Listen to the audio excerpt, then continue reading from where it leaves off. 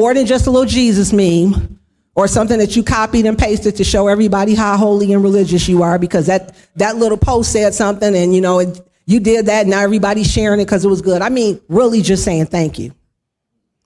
Are you doing anything and everything but praising him?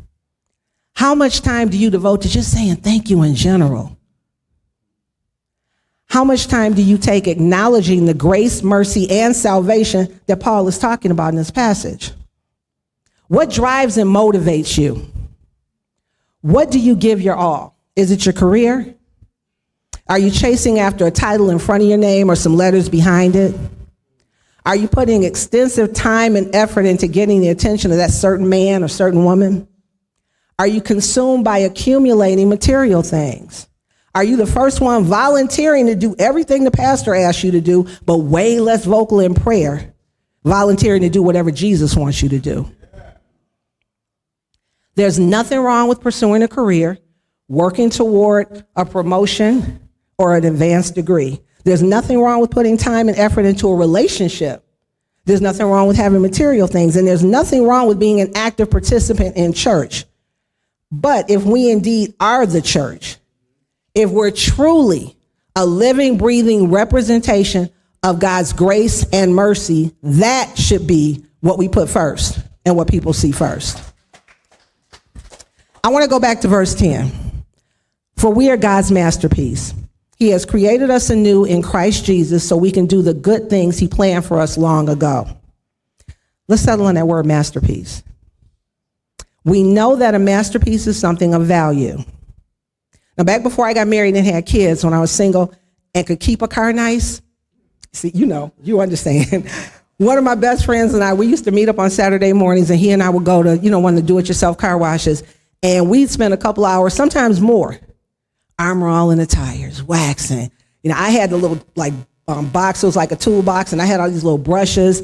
And I'm like a big tomboy too, but I would I had a toothbrush for my tires. I would Armor All my tires. I had little brushes to do the interior, all of that.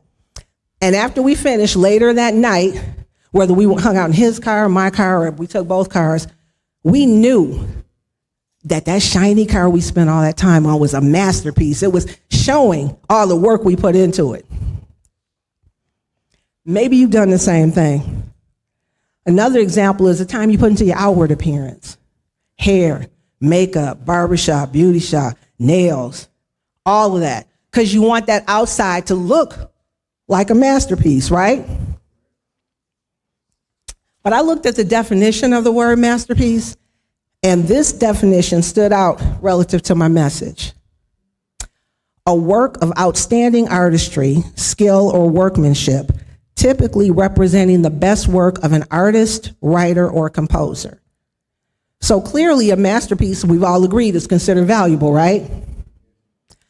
Verse 10 tells us that we are God's masterpiece. So relative to this definition, God is the artist, the writer, and the composer of all that we are. Each and every one of us were made with that in mind. We were of high value to God even before we existed. And when I think about it like that, I don't know about you, but I love to read. And when I read things, I try to take them in, even if I have to read it more than once. Can you wrap your mind around that? Before you existed, I'm going to say it again. Before you existed, God considered you a masterpiece. A masterpiece. Look at somebody and say, I'm a masterpiece. Okay, look at somebody else and say it like you believe it. I'm a masterpiece. Now look at somebody else and say it like, am I acting like it?